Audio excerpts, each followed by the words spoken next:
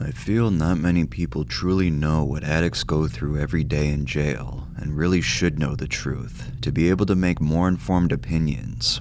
I have had terrible opiate plus benzo and alcohol withdrawals in jail multiple times now. Please don't judge me. But yes, I can very much confirm, not fun. Actually, I really believe it might even classify as pure torture. The cops didn't care I had withdrawals or seizures and literally just left me there for dead. They took 3 days to even get me an Advil, refused to allow me to take my methadone or Xanax prescription, and the phones would never work. After nearly 3 days, multiple seizures, the most intense withdrawal symptoms I have ever experienced, and being thrown into complete manic psychosis, they finally offered for me to go to their janky-ass nurse. The nurse says she can't do much. She can give Advil, but will have to send me to the hospital to get more help, and made sure to inform me that this would extend my time in jail by maybe 2+ days. So, being the desperate addict I am, and wanting to get out ASAP, and also knowing I only have like maybe 1.5 days left in there, I stupidly reject. The bright fluorescent lights are constantly in your eyes in the cell. They never dim or go out. The cell is freezing cold. The mattress pad is so incredibly thin that you can feel all the metal bars right through it, which is not fun when you have a broken coccyx. They don't give you a pillow, and the one scratchy blanket they gave me felt like it was seriously made out of human hair, and no joke, it smelled like literal fish pussy. There must have been at least 10 different girls who used the blanket to masturbate on it before they finally gave it to me, definitely unwashed. I simply could not control my gag reflex and was choking up gagging every 10 seconds for days just from the pure stench of this blanket. They refused to replace it. I've honestly never experienced anything quite like it. I just couldn't get a hold of my breath and felt like I was choking. I was forced to choose between using the blanket as a pillow or as a blanket, either be freezing cold or have blood constantly rushing to my head causing the worst migraine of my life. It hurt so damn bad to put my head down flat, so I was forced to use it as a pillow. I tried folding up the blanket and balling it up underneath the thin mattress pad by the head area to create a slight bulge for my head, but the smell persisted, a very putrid smell. But seriously, you never realize how these little things like lights, smells, temperature, and a simple pillow can seriously affect your mental health. I reached literal insanity. I could not stop hallucinating and having seizures every few hours. I was in complete isolation, with absolutely nothing for stimulation or to keep my mind entertained from the torture I was facing. Just left completely alone with the darkest thoughts I have ever experienced. They also would not allow me to keep my hair scrunchies and didn't provide a hairbrush, only a very mini, literal Barbie-sized plastic comb that my tangled hair snapped in half during the first brush stroke. So my greasy-ass hair was in a big bird's nest tightly matted to the back of my head. I had to cut it after getting out. Not being able to tie your hair out of your face during withdrawals is honestly its own form of hell. The cell at the jailhouse is maybe 8 by 8 feet, maybe smaller. There's 4 beds, but I was locked inside all alone for 3 days straight, complete isolation. Right as I finally got my first shut-eye after 2 miserable days, it had maybe been 30 minutes or less of a nice deep sleep. The guards started to bang on all the doors down the hall to force me and all the other women into a communal area for a few hours. Just a big, cold, open concrete room with beds and showers. I was finally offered my first shower after 3 days. It was such cold water, and I was so sick that I just skipped out on it. The phones also never worked for me, and nobody would help us figure it out. I couldn't even make a phone call to reach out for help. The worst of the worst times was when it was time to go to court. It was about 72 hours in at this point, and I'm shitting my fucking pants, constantly throwing up, and can hardly even move my body. And I'm just wondering how my stupid ass even got myself into this situation. By being a victim to an abusive home life, mom kicking me out at 16, a victim to the opioid epidemic and homelessness, for being in the wrong place at the wrong time, being wrongly searched, and corrupt police. Most of all, just making a lot of really stupid decisions that I regret very much. I had a 1/4 gram of some crappy dusty-ass dope on me, just 19 years old and genuinely thinking, how the fuck did I mess my life up so bad already? And what did I do to deserve this torture? So yes, court day. I went into court looking like an absolutely insane person. I finally was able to get myself up to go on day 4. I absolutely could not muster the energy to get up on day 3, so they extended my time. And you definitely don't want to miss it because this could be your chance to get out.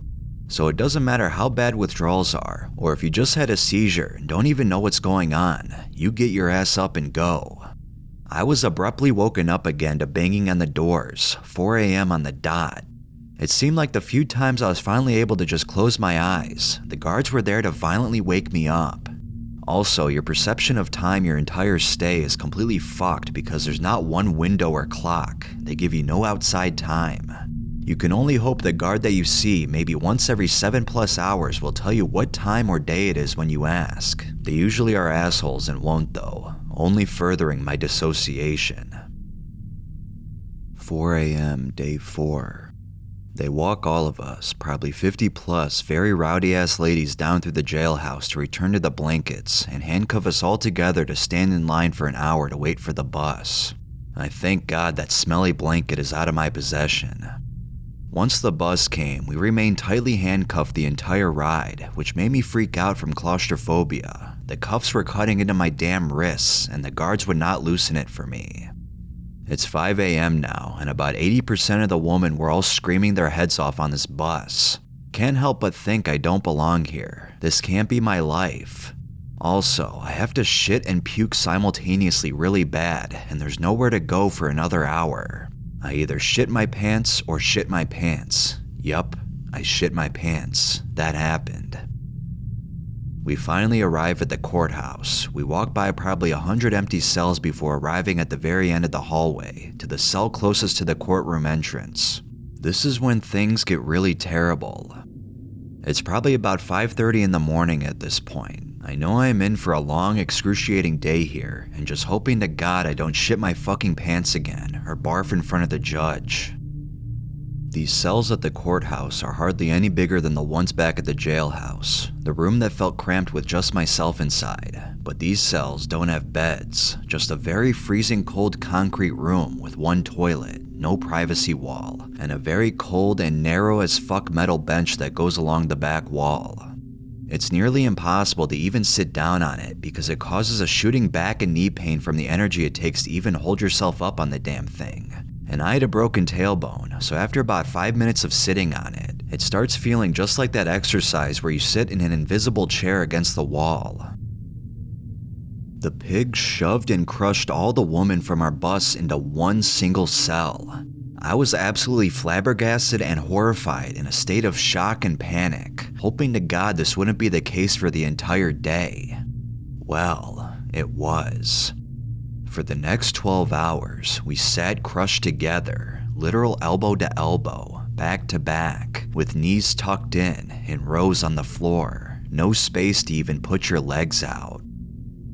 There was space for about 2 smaller girls to lay down at once. We tried to keep rotating girls throughout the day to let everyone get time to lay down or spread your legs out, or to sit on the bench if they wanted. I refused to take that bench seat after 2 goes. My body felt like a noodle, and I had no energy left to use to sit on this piece of shit bench. It was fine though, because some girls preferred the shitty bench over being crushed on the floor with strangers. But some girls were so desperate, they put their heads directly under the toilet in order to lay down in fetal position because their bodies were so tired and cramped up. And yes, this is all while I'm going through intense withdrawals, having diarrhea and vomiting all day long. Yes, I had to diarrhea and vomit and cry like a damn baby in front of 40+ women all day long. Oh, I also had to clean myself up from shitting myself on the bus earlier in front of everyone, with 1-ply toilet paper and dribbling sink water that barely works. The pigs gave me a bag to trash my pants, and some thin-ass see-through pants made of some weird paper material. I'm fairly certain my entire ass crack showed right through them, and they felt like they were going to rip with every movement. I felt so fucking bad I smelled like literal shit, therefore making the small cramped cells smell like shit. I forced 40+ strangers to endure the toxic smells I emitted. Pretty sure even my pores gave off sweat and shit stank at this point. I just couldn't understand why these pigs were so cruel to shove us into one tiny cell like this and treat us so inhumanely when there were 100 empty cells right there. It was some kind of cruel, sick game to them. This was a ginormous group of women with one single toilet for 12 hours. We were all constantly taking turns on the toilet all day long and would go through an entire roll of paper every 30 minutes. Instead of the guards giving us some backup toilet paper, they would instead take an hour plus just to replenish one single roll to us at a time. Since it was that shitty thin one-ply paper, it kept going extremely fast. Many women were on their periods, and the pigs also refused to replenish sanitary napkins in a timely manner for them. These girls were going through 10 plus pads every hour or so, and would take an entire another hour for these assholes just to replenish more for them.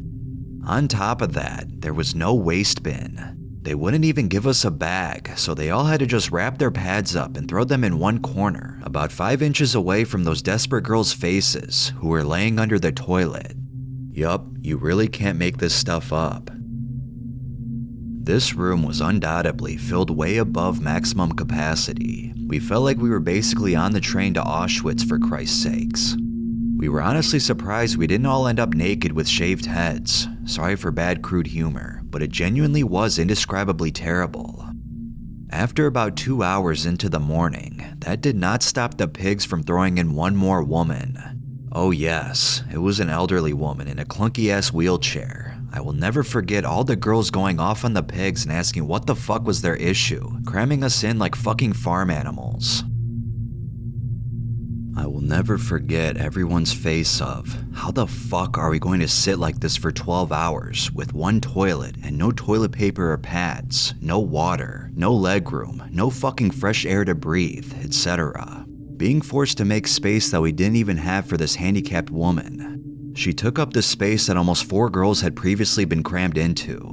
There was now only space for 2 people to stretch their legs out at a time, not lay down, just be able to sit and stretch their legs out straight, and possibly could lay their head on another girl's lap if she allowed it. It was torture. I will say though, this woman was extremely awesome and allowed me and the other girls to rotate her wheelchair around to sit and relax for a bit. It was like heaven sitting in the chair. I didn't even care about the fact that she didn't even really need the damn thing. I had broken my tailbone and had severe coccyx pain, so this day was extremely excruciating for me and many other girls, not being able to move or stretch much. I will also say, lots of women were very rowdy in the morning. My head was piercing so bad, I was wondering what the hell was wrong with them. But through the day together, I realized these were all such caring, beautiful, and strong women. A good amount of them really fucking helped me get through that day and were surprisingly understanding of my situation. Many had similar addiction issues, and the majority were also there for some dumb petty charge. So on top of all this, they only brought food in once throughout the entire day. It was 2 pieces of wheat bread, 1 slice of bologna, and no condiments. It came with 1 tiny orange and a tiny box of orange juice made for a toddler. And guess who is allergic to citrus? They refused to give us water or other food all day and would not help any of the people with food restrictions. They said we can just drink from the sink. The sink literally just dribbled a tiny stream of water, also located above the toilet. I genuinely feel they handpicked this room out for us to suffer in because we had clearly walked by many other empty and even a few bigger cells than what they placed us in. Some very few girls said they were given breakfast at 3:30 a.m., but I did not happen to be one of those girls. In fact, I barely ate 1 meal for the last 4 days because I was so sick. Over 50% of the room said they hadn't received breakfast and were starving as fuck. Around 4 p.m. they hadn't given us our sandwich yet. Not like I would have probably had the appetite for breakfast or been happy about being woken up at 3:30 a.m., since I had literally probably just fallen into an actual deep sleep for the first time during my entire stay. But I would have definitely taken apple juice or an apple at that point because I had already not eaten much of anything for days. Throughout the day, the girls were called one after the other to go see the judge, allowing us short times to have very slightly more leg space. I was waiting for my name to be called all day long from 5:30 in the morning. It was finally approaching 6 p.m. and I was still not hearing my name called. Neither were the 3 friends I made. I started to break down and went into a full-blown panic thinking about how we would be dragged back to the jailhouse and then back here to court again tomorrow. I did not have any energy whatsoever and could barely move even my body at this point or help myself from shitting my fucking pants. So the thought of going through the same bullshit for another 24 hours was absolutely unbearable to me. I just wept so fucking hard. To my huge surprise, I was the very last girl to be called out to see the judge for the day. The 3 closest friends I had made sadly never got to see the judge and ended up having to be taken back to jail and repeating the process the next day. While walking out to the judge, I couldn't help but just weep for them. They were also all there for some stupid small petty shit and had helped me so much throughout the day and took good care of me. I gave them my number and actually ended up helping them once they were out the next evening. I'll never forget those girls. They were the real MVPs. I cannot lie though, it felt so good to be able to walk and move my legs and breathe fresh air outside that room after being trapped and suffocating in diarrhea, vomit, and period stank all day long. I was a fucking wreck and was just praying to God I'd be able to get released from there. I ended up getting one of the coolest public defenders ever who helped me so much and actually really cared. I was given a court date and given my release forms, but after seeing the judge, I sadly had to go back into that godforsaken cell. Even though the courtroom had already packed up to leave, the pigs made us sit and rot in the cell for another hour. We could hear the cops laughing and joking in the halls all day long, and even louder laughing during the last hour. A cruel, sick fucking joke, I swear. I was finally released directly from the courthouse in downtown. On my way out, the cops laughed in our faces and kept saying they'll see us again soon. I don't think any of them had even 1 ounce of empathy. These were some of the most cold-hearted people I had ever met in my entire life. The cops had towed my car at arrest, had stole the measly $100 in cash I had on me, never got that back. My debit cards were all in a separate wallet in my car, and my phone was completely dead because they wouldn't allow me to turn it off upon arrest. They also made it next to impossible to get my clothes and ID back. They brought me out from over 40 minutes away from where I stayed, and I was now stranded in downtown. I was still in the middle of terrible withdrawals, and there was not one place for miles that had a restroom to use. On top of this all, I looked batshit fucking crazy. I smelled like lingering diarrhea and sour withdrawal sweats, was wearing see-through paper prison pants with my ass crack showing, ruffling around with every step I took, and stupid-ass flip-flops that were falling apart and had dirty, greasy-ass hair that was tightly matted in a bird's nest to the back of my head. They confiscated and threw away my scrunchies, so I couldn't even get my hair out of my face even after getting released, which was the one thing I was looking forward to so much, and of course they threw my good hair ties away. I was just a huge stinky-ass mess, now stranded and roaming the streets of downtown looking like a fucking zombie, vomiting and trying so fucking hard not to shit myself. I asked probably 25 plus people if I could borrow their phone for just a moment, or if I could log into my Uber to order a ride. After roaming around for nearly an hour and being repeatedly rejected, understandably, I finally, by the grace of fucking God, found someone at a bus stop and pathetically begged him to please let me use his phone for just a moment to order a ride on my Uber account. He was an absolute angel for me that day. He let me use the phone and I ordered the ride. He had to hop on the bus and leave, so I was left to just hope the Uber would find me. It was honestly a fucking miracle. The Uber found me. I made it. I finally felt like I could breathe and lean back for a moment. I just started sobbing my eyes out uncontrollably during the entire 45-minute ride to the tow yard. It was so hard not to poop myself in this poor man's car. I was positive I had already stunk it up enough by just sitting there. I was so overwhelmed. The entire experience of withdrawal in jail is extremely PTSD-inducing and has definitely fucked me up for life. Even years later, I still have Vietnam-style flashbacks and horrible nightmares that haunt me. I can't even begin to describe the condition they left my car in. It was just absolutely heart-wrenching, a punch to my gut. Everything I owned was very neatly folded away in a couple bags in my trunk, pillows and blankets also folded up. I just spent over $100 on laundry the previous day to finally clean all my clothes and sheets after living with dirty clothes for fucking months. They dumped each bag one by one into the dirty pus-shot floor of Hollywood, threw my pillows, unfolded and threw all my blankets, dumped all my makeup out, then went on to dump the trash bag and recyclable bag I had in the back seat on top of all my clothes and belongings. I just watched them ravage through my car like maniacs while cuffed in the cop car, completely helpless and unable to do shit. They drove me off to the station before I could see what they were going to do with all my belongings. When I went to pick up my car from the tow, I found my car had all my belongings thrown all over the entire interior in a ridiculously gigantic pileup to the literal roof of my car, mixed in with trash and recyclables and lots of makeup they broke.